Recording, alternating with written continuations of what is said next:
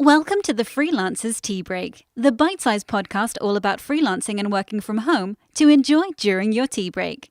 Brought to you by Emma Cossey from freelancelifestyle.co.uk. Hi everyone, and welcome to this week's the Freelance Lifestyle podcast.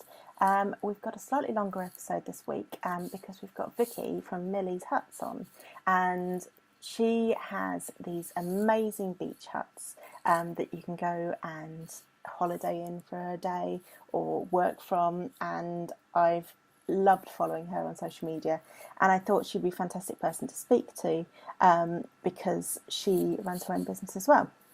So welcome, Vicky. Hi, Emma. It's lovely to see you at last. Thank you. Now, one thing I should say is that this is our second time of doing this. So I'm very grateful to Vicky for being very patient with me because the audio didn't work quite well on our last one. So this is our second time round, but there's even more things that I'd love to know anyway. So we'll include those questions in. It just wasn't meant to be the last time, was it? No. Obviously, this was going to be a lot better. Exactly. So, well, I guess first of all, tell us a little bit more about what you do. So, as you said, I run a beach hut hire company. We've now got 9, and I'll let you in on a bit of an exclusive. There is a 10th that will be coming out in the next couple of weeks. So we've got 10 beach huts. They are predominantly in Walton-on-the-Naze because that's where I started with my own beach hut. But we're now edging into Suffolk, and the aim really is to be UK-wide longer term. But really, they are 12-foot by 8-foot sheds. They don't have toilets, they don't have electricity, but we just try and kit them out in bright, colourful, relaxing, even though there is a bit of colour, spaces, just for people to spend a day. So you don't sleep overnight, but you can use it as a place to throw your bags down, have a nice cup of tea, and most likely a Cathkidston mug in one of ours, on some nice china and melamine for the kids. You know, a little bit of Bell and Boo or Cathkidston as well, and just chill out for the day, enjoy the beach, but have somewhere to retreat to, particularly if that great British weather decides to pour down at some point or another as well.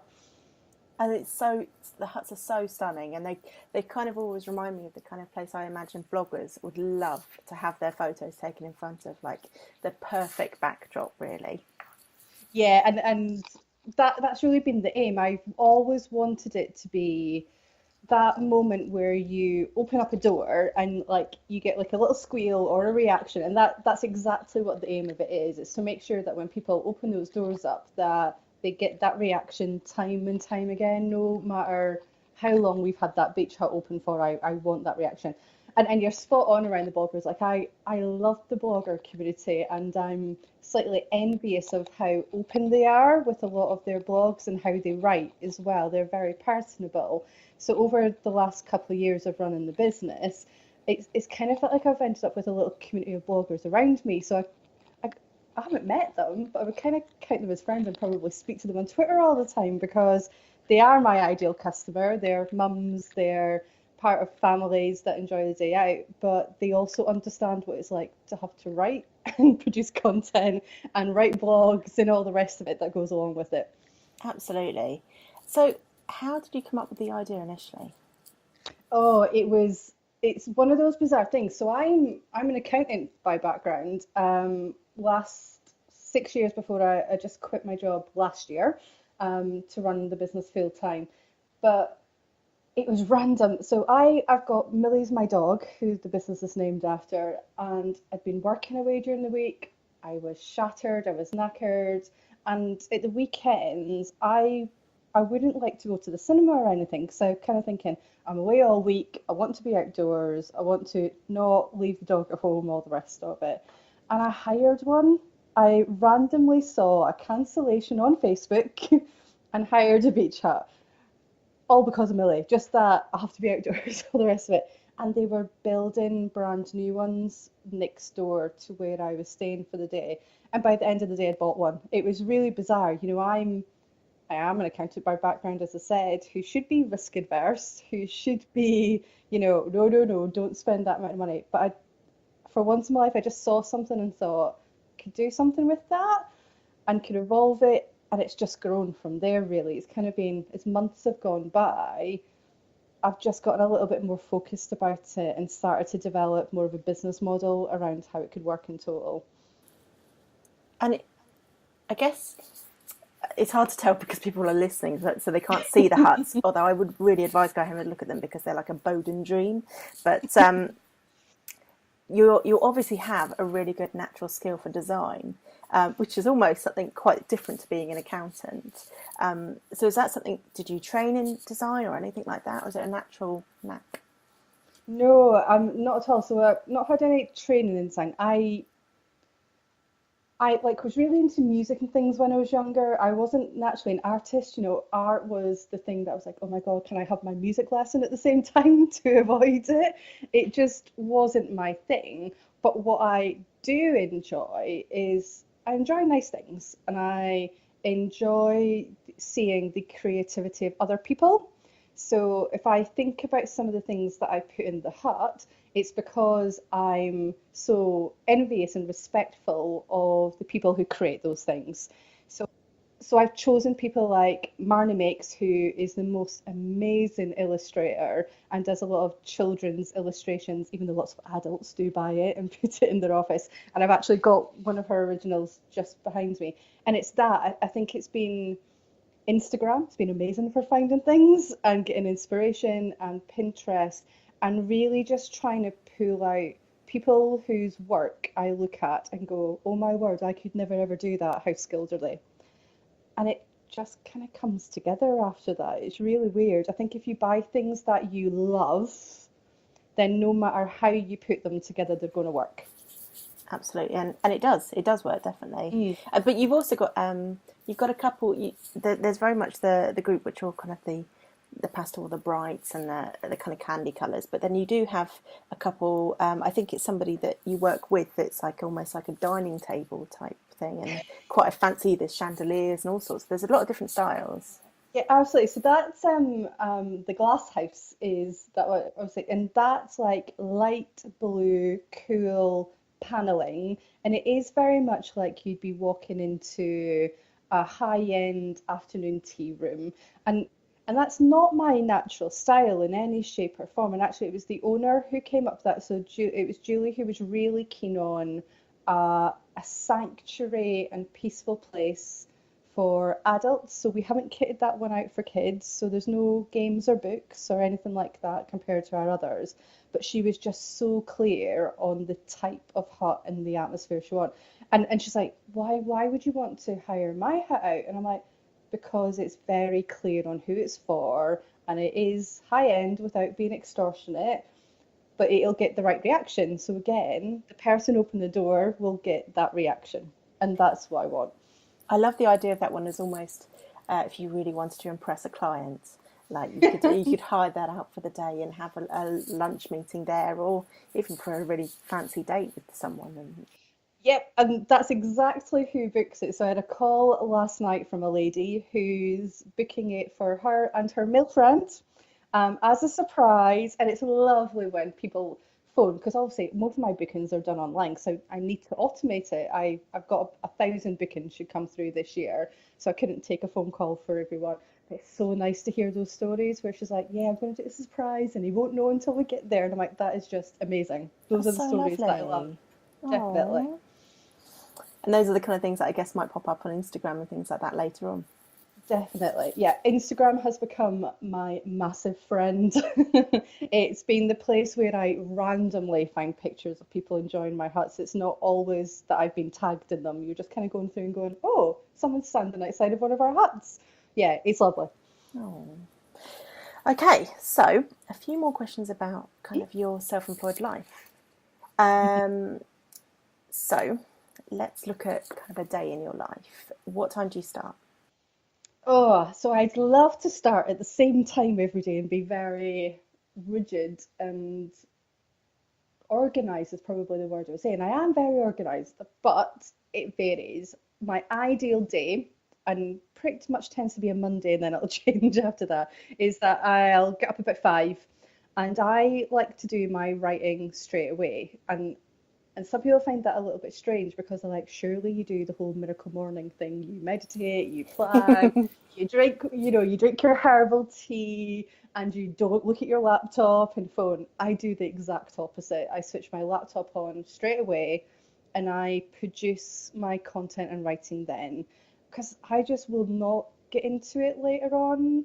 I don't, it's just not me. And I know maybe mindset, that's not the best thing to do, but it works for me and I get a sense of accomplishment. So I try and get that done before kind of 7 or 8 in the morning, then get the dogs out for a walk, then have my breakfast, and then I get into work.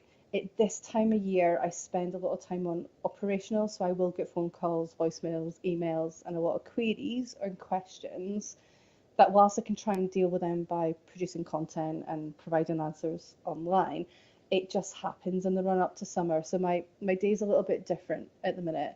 It kind of then gets into returning phone calls and everything else. But yeah, it tends to be early, then operational, and then I try and spend a bit of time on development stuff. I block out time in my diary. Yeah, it's a little bit hectic at the moment. Yeah, I guess summer is your busiest time. Yeah, and it's definitely these couple of weeks. So we're in middle of July whilst we're talking, and it's these couple of weeks right beforehand where people go, "Do you have a beach hut left for the school holidays?" And we do because we've grown so much. We've tripled in size since January, so we do because we've got newer huts. But it's that automatic. People go online and go, "I'll just ask," rather than wading through information to do it. It's just a bit more time consuming at the moment. And I love what you were saying about the writing, because I think there's a real benefit there of starting your day off already feeling like you've accomplished something big. And I think the beauty of freelancing is there are people that think there are set ways, and there's all these hundreds of articles about how to be an early bird or the perfect routine. But the perfect routine is something that just works for you. And if the writing time is perfect for you first thing in the morning, that's the whole point.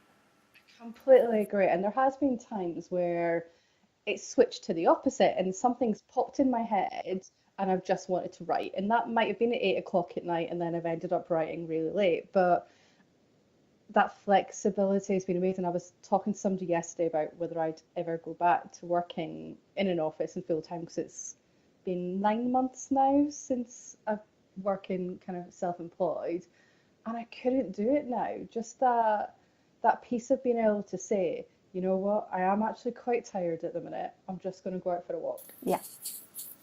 Out of Um, oh, sorry, go on. just because you can, can't you? It's that just re-energizing it. Yeah. Yeah.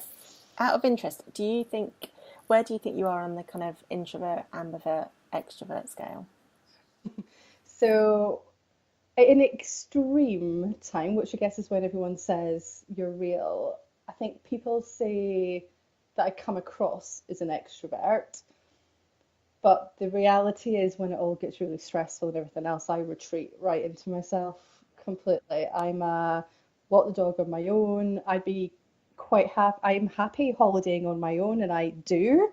I quite often book a week in a year and just go myself with the dog and retreat and get myself head straight and planned. But yeah, no, I'm not a natural extrovert as much as my huts and everything else will make it look like I am. Yeah. I think a lot of people, a lot of introverts can kind of develop this bubbly persona for when they're meeting with people, but it's a limited time that they can be that person. And then obviously, like you're saying, that you need to retreat. But also I think being online means that you can conserve your energy a bit by being that person online, but still being able to be kind of cater for the introvert side of you. Definitely. And you're still being yourself, aren't you? It's not like you're putting on a different personality, but you're being you, and then you're as you say, you're kind of conserving and reevaluating and then working out what's next. Exactly. Okay, so the next question is, how good are you about taking a lunch break and or a break throughout the day? Shocking, terrible, absolutely terrible. And I do wonder if that's because of the lifestyle and work that we do now. So because you're flexible, you're not thinking, I have to go for lunch now or it won't happen. It's that element of, I'll just finish this, or I'll just answer that phone call, or I'll just keep going for a little bit more and then, oh, wait a minute, it's 3 o'clock. So I'm not great at it. I desperately try and have breakfast without a doubt, and that works around kind of taking a dog walk, then making sure I have breakfast. But lunch is just not good for me. I try to, and I'm desperately trying to eat healthier, but it's not the thing I'm great at. No, same. I often find it's easier to have a bigger breakfast and Mm, then something like mid-afternoon maybe, then yeah. stop for a lunch. Absolutely. One of the things I'm trying now, so I've been really lucky the last couple of weeks. A friend has a shed company, so now she's set. It's called the Brid, and it's for people that want to work at home in their garden, effectively. So I use it as an office kind of a couple of days a week now, and I've at least gotten into the habit of just sitting outside for a little while. So having my breakfast when I get here, and then at least bringing something a bit healthier, and having grapes beside me. So just to the side of me right now, I've got grapes. So at least I know I've eaten some sort of fruit throughout the day. I'm also sitting next to a bowl of grapes as well. It's a savior, isn't They it? are. I feel like we need to do a piece on like the ideal freelance snacks that you just need to keep beside you so that you don't just go for donuts, which is the temptation. I literally went into the garage this morning on the way here, and it was like it's got an Marks and Spencer's, which is just lethal, isn't it? And I'm like, right, I'm buying my salad and I'm avoiding the cookies. Okay, I'm buying my water and avoiding the cans of Monster that I'd really like to drink because I'm tired. But it's like, no, I must avoid it. I know. Otherwise, you hit the crash, don't you? Which is even worse. I used to be really bad about having loads of energy drinks, and now I'm like a tea and Barocca person. Oh, But are yeah, you? Barocca's amazing for that because you don't get the crash. Yeah, I haven't thought about that this morning. Wish I had. I do have a cup of coffee in my hand, which is the thing, and I like a good coffee. So, but I try and limit myself to the one. But some days you have to have two. Okay, so lunchtimes are a bit tricky, but Mm. how good are you about kind of setting boundaries with what time you're going to finish or kind of weekends and things like that? So I use a bullet journal, which for people that hopefully have heard of them, you have lots of lists and then you plan into your day, etc. And I've kind of got a whiteboard up in my office that's got my week's goals on it. So it's quite a healthy visual reminder for me that I can tick off. I actually put sleep in my diary. So the same way as I use my bullet journal, sleep is on there, exercise is on there, and it cuts off for me at 9 o'clock at night to try and do the morning. So at least I've got a buzzer that goes that That's kind of really says good. you should be asleep. You should be at least winding down. Doesn't always happen, but at least I've got something that rings a bell and says you're going to be shattered tomorrow if you don't start to wind down. So I try to. At this time of year, it's difficult for me. I find I'm in development mode. I'm thinking about the summer. Whereas as soon as this is over, I'll be much more strict and regimented about it. And do you do anything in terms of self care or anything like that as a freelancer? Little bits and pieces. So I block a day out every week that I'm not meant to touch work at all, which sounds stupid one day, but actually, how easy is it to pick up your phone and do a bit of work nowadays? So I have that. I proactively plan in time out. So last Saturday, I spent the day stand up paddleboarding with one of my friends and the dogs. And it's doing new things with people that I cannot get out of. So I proactively block them in as if to say, well, you've spent the money now, you're going to have to go and do it, and you can't do any work. And that for me has always been my savior. It's been the getting out and meeting people regularly. So I was up in Aberdeen yesterday and spent lunch with someone and blocking out those regular things that I cannot get out of, whether it's the stand-up paddleboarding for a day or I have a motorbike, so out on a motorbike with a few friends, and you can't get out of it. You can't really turn them down and say, well, I'm working again. Yeah. Yeah, it's the accountability. Definitely. And they don't know why you're deliberately doing that No, at all. Some people are a bit more normal than people like me who are just getting dragged into work. But yeah, it just makes, I always feel so much better afterwards. And I always come up with some silly idea when you're doing it as well. yes, yeah, it's I can't remember what the term is, but it's a bit like if you're driving or you jump in the shower, having that space away from your work is when your brain goes into creative overdrive. Absolutely. I was talking a little bit about this last week in that I always find, the times that you're just feeling a bit down about your work or your business or a client, and it's normally around that time that actually you get a bit of a breakthrough afterwards. I've had it really recently where it was the huts were selling quite slowly. I have a starting up a sicking business and I'm really, really struggling with it. I can't get premises and I'm just feeling really like, oh, I'll just stop it. I just can't be going there. And ended up, I was doing some work for a client, so my head was entirely focused on his event for 2 weeks. And in that time, it all changed. It was suddenly, I've got premises and we're getting the keys in 3 weeks. The hut sales, we had our biggest week ever. It was like I stopped trying to sell and stopped worrying about it, and it switched. It's weird, very weird. It definitely happens like that, though. Yeah, I've heard a lot of people say that sort of thing.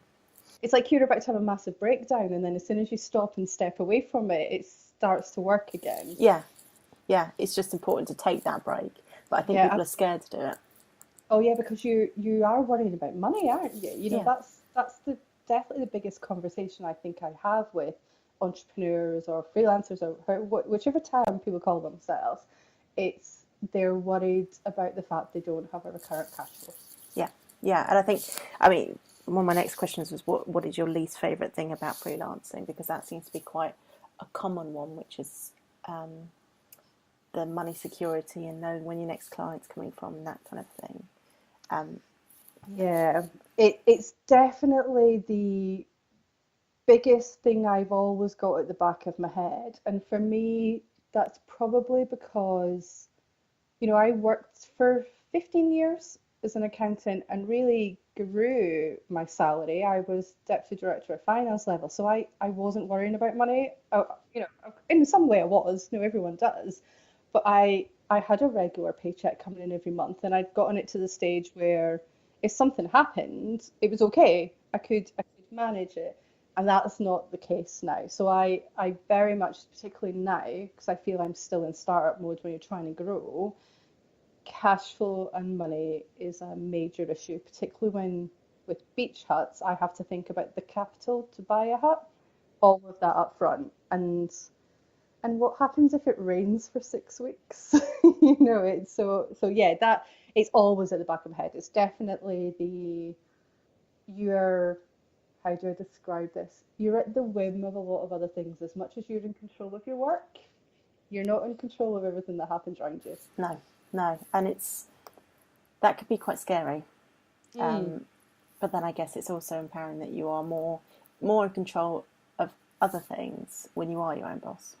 Yeah, absolutely. It's that, I've spoken to people where they've said people have pulled out of sales or they've got, they've just stopped a contract and that suddenly, but then you are way more in control of how you deal with that and how you then move it forward. Yeah, exactly. So, what would you say are your favourite bits of being your own boss?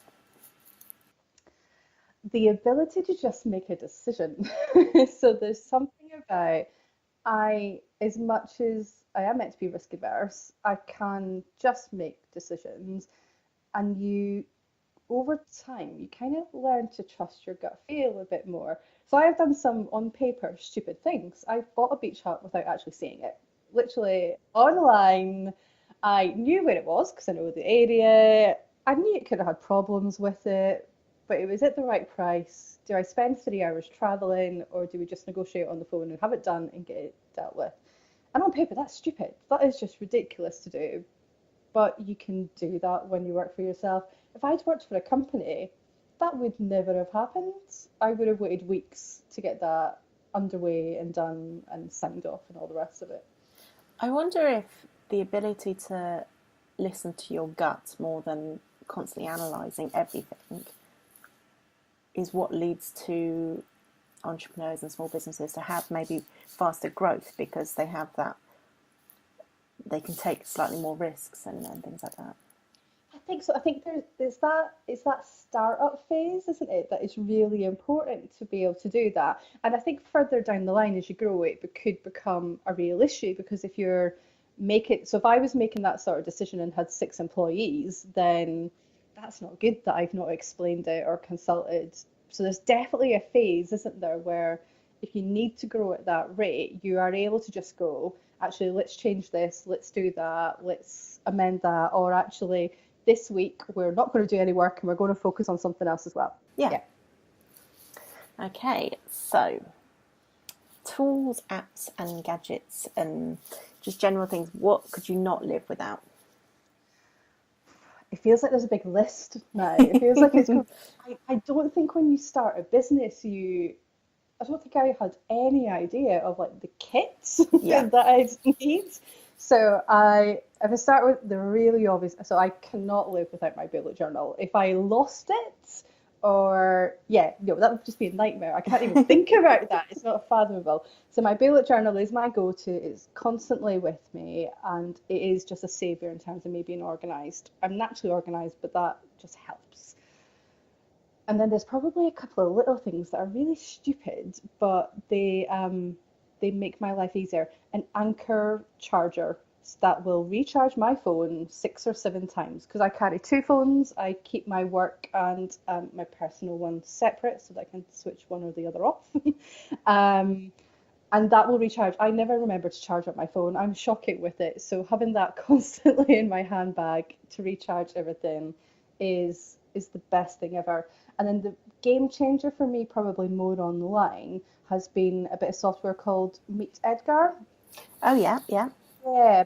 So Meet Edgar, when I bought it, felt very expensive as an investment for me, but I'd created probably about, I was very early in my content marketing journey, so I probably created about 60-ish blogs by that point, and I was using Buffer to schedule, and it was just a pain doing it every other week and refilling it up. So Meet Edgar, once you put it in, it recycles it. So I spent about a day setting it up, and I love it. Like, I've probably got a couple of hundred bits of content now, and I know that I spend 10, 15 minutes at the most every week on scheduling.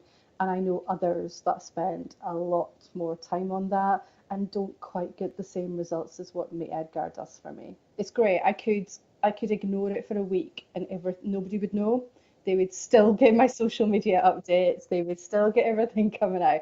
And that's critical for me, that if I have a busy week, I know that my social media presence isn't deflected or impacted by that at all. I think especially on things like Twitter, where it moves so quickly and everything seems to be automated over there now, you need to be putting out lots of content, and you're getting new followers all the time, so it's a great way to reintroduce them to things. Yeah, I think for me it helps me spend my personal time in the right way. So when I'm on Twitter or wherever it is that you're sitting on as a platform, my time is spent engaging with others and posting bits about me or what's happening, rather than thinking I've got to promote my blog posts. I can actually go, right, I'm not going to spend time on Twitter. I'm going to do hashtag beach hut and see what people are saying. And it's just a bit nicer time rather than going, I need to put the link in and I've got to send this out. Exactly, yeah. Fantastic. Any others? Any other tools or anything? The one that I've just started to use a little bit more, and that's predominantly because I do some content marketing work, is Trello. And like my bullet journal works perfectly for me, but I can't really do that when I'm working with someone else.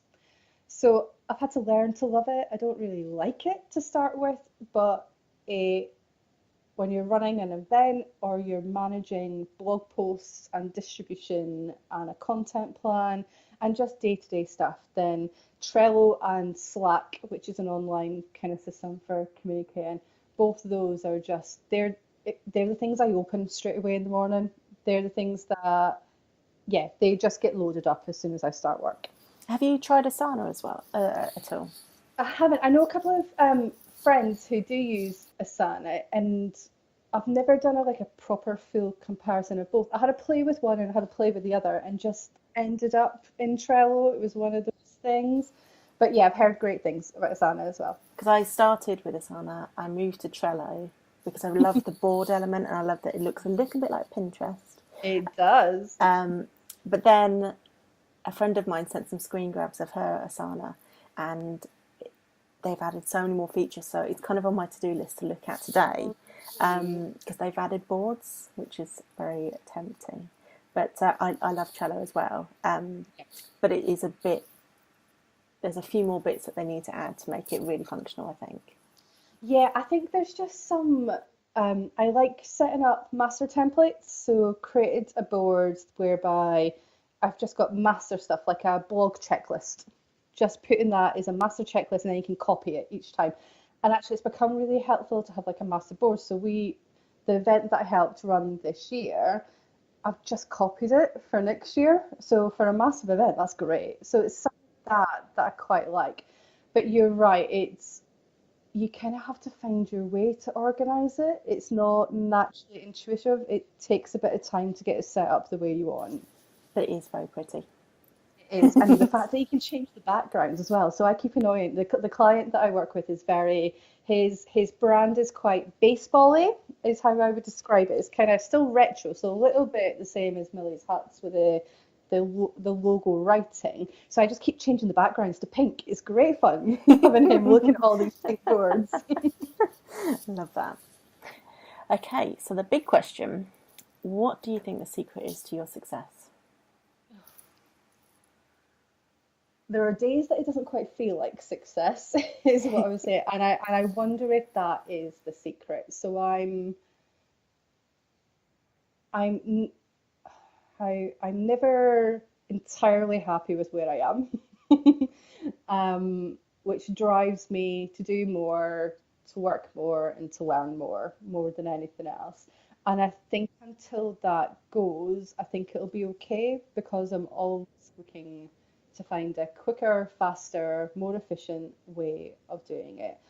And I think that really shows when I look at other beach hut companies. So I love their styles, I love their interior, and I like their beach huts. But then I look online and look at their websites, and I'm going, actually, that's really difficult as a customer to book. And actually, that's not giving me any insight into the people behind it.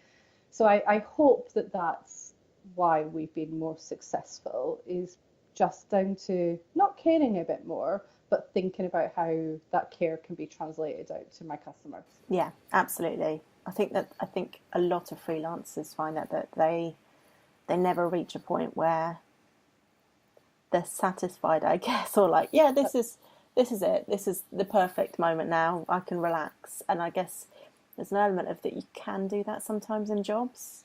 But I think that's kind of fun as well. I think it's fun that it's a constant adventure. Yeah, absolutely. I think it's a perfect word for it. It's that element of not being so unhappy that you feel miserable all the time that you want to be learning and changing things, but enjoying it enough that you want to make it better for people. And that's Exactly. it for me. I want, as I said, I keep coming back to it, I want the same reaction from every guest coming through that door. So if that means working harder or better or finding new huts, then I have to do it. And finally, where can we find you online? I think everywhere at the moment. No, my natural place to find me and get kind of the immediate quick responses is Twitter. I don't know why I've become to love Twitter over the last year in particular. So you can always definitely get in contact with me at Millies_Huts on Twitter. But we obviously have our Facebook page and Instagram. You will see all our pictures of our guests, which I just constantly repost, and that's Millie's Beach Huts. And what's the website? It's milliesbeachhuts.co.uk. Fantastic. Thank you so much for joining me on the podcast. It's been really, really interesting. And I love that you've gone from accountant to something that's so creative, but you can still bring in all those elements that you've learned from being an accountant. So Yeah, as I keep saying to people, I don't regret a single piece of my corporate career because it's those skills that have made me be able to run the business. So yeah, no, I love it. perfect. Thank you very much. Thank you.